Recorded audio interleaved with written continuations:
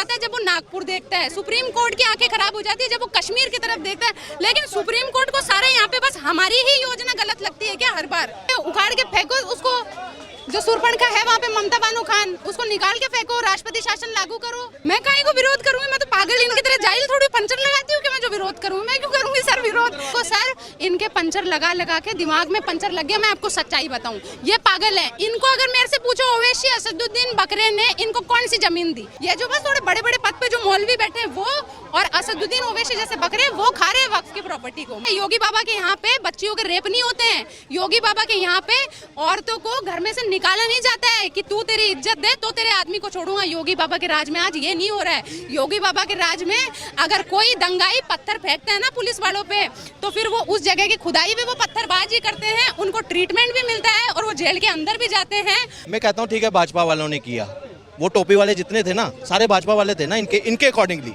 मैं कहता हूँ शूट एंड साइड का ऑर्डर दे दो उनको। हम डिमांड करते हैं। तो अपने बाप पे भी नहीं है। अरे वो 5 बार जिसका भोपा बजाते हैं ना सुबह से लेकर बैठ जाते हैं उसको, मतलब कुत्ते के जैसे वो 5 बार जिसके सामने बैठते हैं उसको भी नहीं, उस पर भी नहीं है उनका भरोसा। तो अगर उनका उस पर भी भरोसा होता वो उसकी इज्जत तो रखते। कौन सा खुदा कहता है कि तुम सर तन से अलग करो?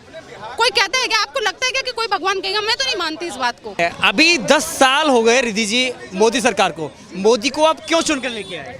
सर देखो, हमें ना वो कश्मीर से भागना नहीं पड़ रहा, हमारे सोने छोड़ के, हमारी ज़मीनें छोड़ के, वो नहीं हो रहा अब। पर देखो, हालांकि ये इज्जत कर नहीं रहे। मैं ये नहीं कहूँगी कि बिल्कुल ख़त्म हो गया, ये कम हो गया, मैं ये कह सकती हूँ।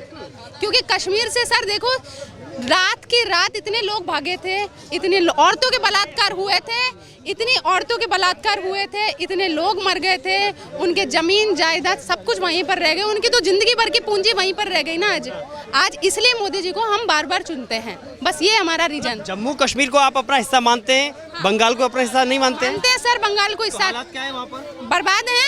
क्यों? मोदी जी को लाना चाहिए वहाँ पे, उखाड़ के फेंको उसको, जो सुरपणखा है वहाँ पे ममता बानो खान, उसको निकाल के फेंको, राष्ट्रपति शासन लागू करो। ये कौन सी बात है? वहाँ पर सर 40% भी नहीं है मुसलमान, 60% से ज्यादा हिंदू है वहाँ पर। लेकिन आज हिंदुओं की ये गत हो गई वहाँ पे, किस खाली उस सुरपणखा के चक्कर में आए दिन हो रहा है। वहाँ पे तो संदेश खाली वाला कौन सा कम गंदा केस था?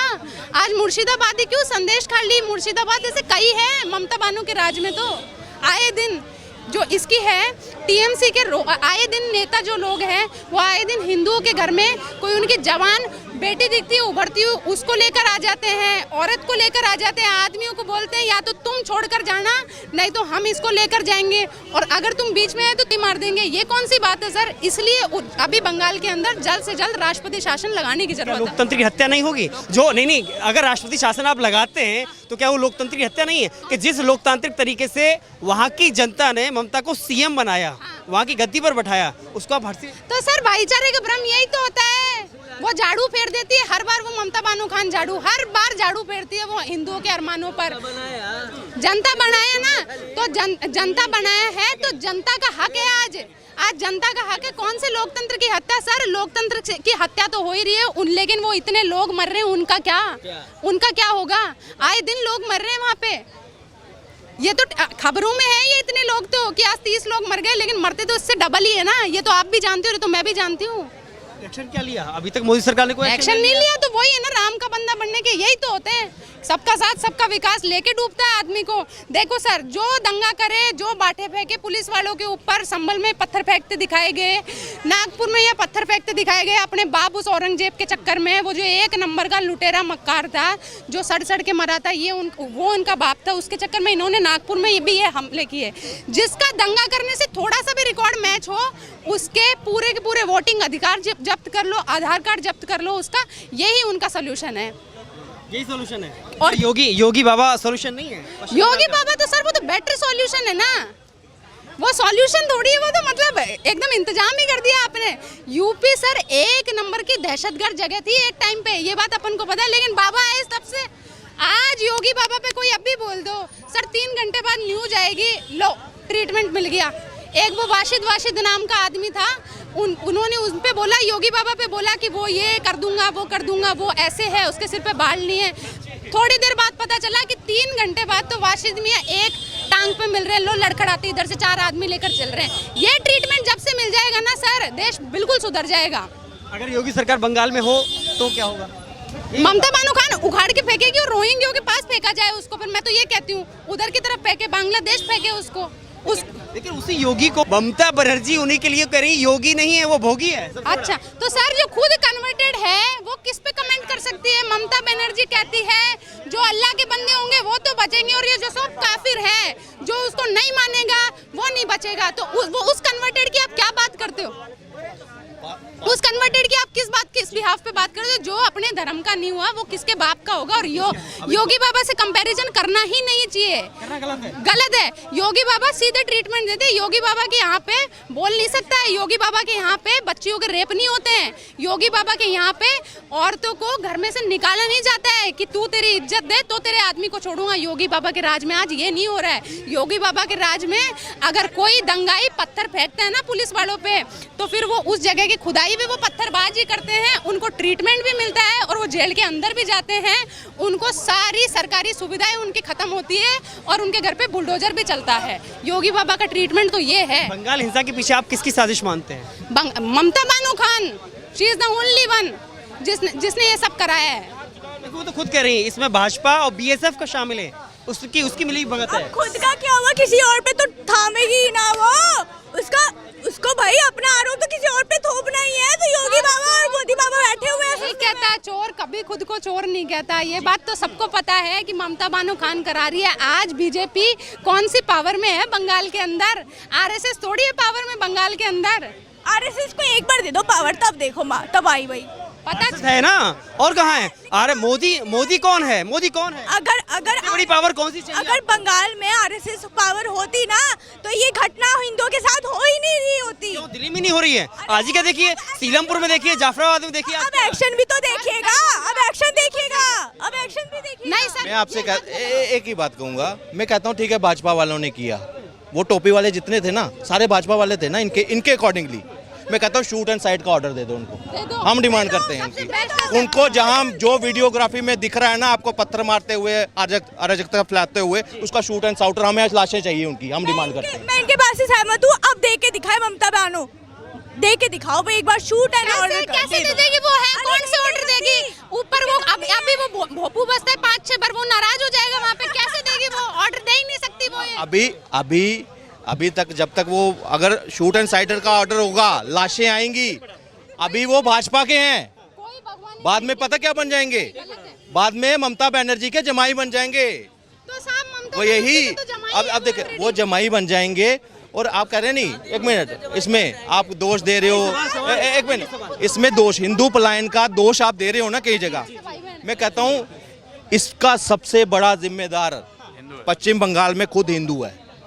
में कौन है? दिल्ली में कौन है? पोस्टर लग रहे हैं। पहले अगर मुर्शिदाबाद की बात हो रही है ना, पहले उसकी सुनिए। इन्होंने सोनार बांग्ला के नाम से बंगाली स्पीकिंग को तवज्जो देकर अपने साथ जितने बांग्लादेशी थे, जितने रोंगिया थे वहां से, उनको अपने साथ बसाते गए। इन्होंने कभी ममता बनर्जी का विरोध नहीं किया। आज हिमाचल में वहां डेमोग्राफी बदलने की कोशिश की गई, पूरा हिमाचल इकट्ठा हो गया समाज, एक मस्जिद नहीं बनने दी उन्होंने।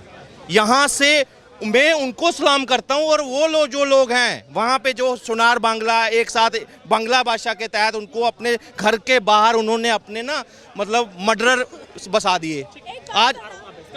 आज जो है मैं कहता हूँ आपने सेकुलरिज्म अपनाकर इस संविधान की आड़ में आपने सबसे बड़ा एक जो आपका जिसको बोलते हैं जिसको अपनी सुरक्षा की शास्त्र के साथ शस्त्र था हमारे पास, वो आपने रख दिया साइड पर। अब कोई भी ऐरा गहरा नतू कहरा आता है आपको ठोकर चले जाता है, फिर आप अपने घर के बाहर बोर्ड लगा देते हो मकान बिका हुआ है, ठोकर चले जाते हो। लेकिन आप मुझे बताइए वक्फ बोर्ड को लेकर के जो विरोध है, आप विरोध में हैं या पक्ष में हैं उसके? मैं काहे को विरोध करूंगी? मैं तो पागल इनकी तरह जाहिल थोड़ी पंचर लगाती हूँ कि मैं जो विरोध करूंगी। मैं क्यों करूंगी सर विरोध? मैं तो कोई विरोध नहीं करूंगी, मैं तो सपोर्ट करूंगी। और ये भी जाहिल है इनके क्या है सर? कानून देखो सर, इनके पंचर लगा के दिमाग में पंचर लग गया। मैं आपको सच्चाई बताऊं, ये पागल है। इनको अगर मेरे से पूछो ओवैसी असदुद्दीन बकरे ने इनको कौन सी जमीन दी? नहीं दी। ओवैसी असदुद्दीन ओवैसी बकरा इसलिए रो रहा है क्योंकि वो 6000 करोड़ का मालिक है। उसने 6000 करोड़ की वक्फ प्रॉपर्टी पर कब्जा कर रखा है। अरे अगर आज सर आपके पास कागज हो, आप जाओगे कोर्ट की, लो मेरे पास कागज है, ये मेरी प्रॉपर्टी है, मेरे बाप दादाओं ने ये दान की थी, मैं हूँ इसका सबूत ही नहीं है। क्लियर है ना, कब्जाया गया। चलो मैं तो कहती हूँ कब्जाया गया, मेरी प्रॉपर्टी थी, कब्जा ली। मैं कह रही हूँ सर वो गरीब को तो मिले, कौन से गरीब मुसलमान को मिली? कौन, मेरे को पता कौन से पंचर छाप मुसलमान को उन्होंने 1 भी रुपया दिया? नहीं दिया। कौन से मौलानाओं को पैसे दे दिए? ये जो बस थोड़े बड़े बड़े पद पे जो मौलवी बैठे हैं वो, और असदुद्दीन ओवैसी जैसे बकरे, वो खा रहे हैं वक्फ की प्रॉपर्टी को। मैं विरोध में नहीं हूँ, मैं पूरा सपोर्ट करूंगी। गरीब मुसलमान को हक मिलेगा सर। गरीब बच्चे हैं, वो जिहादी नहीं बनेंगे, बम नहीं बनाएंगे, वो पंचर नहीं लगाएंगे, वो बेचारे पढ़ेंगे, उनको दान में पैसा मिलेगा। लगा तो कोर्ट ने लगा दिया ना, कोर्ट ने। क्या कोर्ट? अभी ना तो समिति गठित कर सकते हैं, ना उसको इम्प्लीमेंट कर सकते हैं कानून को। कौन है सुप्रीम कोर्ट राष्ट्रपति के सामने? कौन है सुप्रीम कोर्ट? राष्ट्रपति इस देश का प्रथम नागरिक है, उसके पास है अधिकार। जब उसने किसी बिल पर साइन कर दिए तो है कानून बन गया सर। उसने देश का प्रथम नागरिक है, उसके पास है राइट। राष्ट्रपति से ऊपर कौन होता है देश में? प्रधानमंत्री के साइन हो गए। कौन है सुप्रीम कोर्ट? हर चीज में। और सुप्रीम कोर्ट मेरे समझ नहीं आता, ये जब बाटे फेंकते हैं सुप्रीम कोर्ट, इन पे तो कोई बैन नहीं लगाता कि इनको देश से फेंको, निकाल दो अरब में।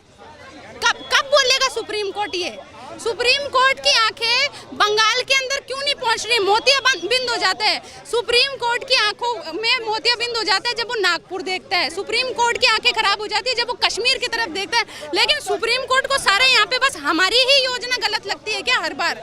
अरे गरीब मुसलमानों को फायदा हो रहा है, औरतों को हक मिलेंगे। बेवा औरतें हैं वो बेचारी हैं, इनको एक तो तलाक दे के खराब कर दिया इन लोगों ने, है 3 बार तलाक बोला, लो हो गया तुम्हारा ट्रीटमेंट। वो बेचारी कहाँ जाए, उनको कहाँ से पैसा मिलेगा? उनको अब फायदे मिलेंगे, इनको ये दुख हो रहा है। और इनको ये असदुद्दीन ओवैसी जैसे बकरे हैं, ये बरगलाते हैं। और वो इन जाहिलों को एक चीज समझ नहीं आ रहा है, इनको एक पैसे का फायदा नहीं होगा। इनकी जिंदगी निकल जाएगी पत्थर फेंकने में, पत्थर खाने में, और वो बाबा उधर से अलग खुदवाएगा, बुलडोजर से अलग साफ करेगा। इनको समझ नहीं आ रहा है। आपको ऐसा लगता है कि सुप्रीम कोर्ट भी कहीं न कहीं दोहरा रवैया अपना रहा है? सुप्रीम कोर्ट सदा से दोहरा रवैया है। फिर भरोसा किस पे करेंगे आप?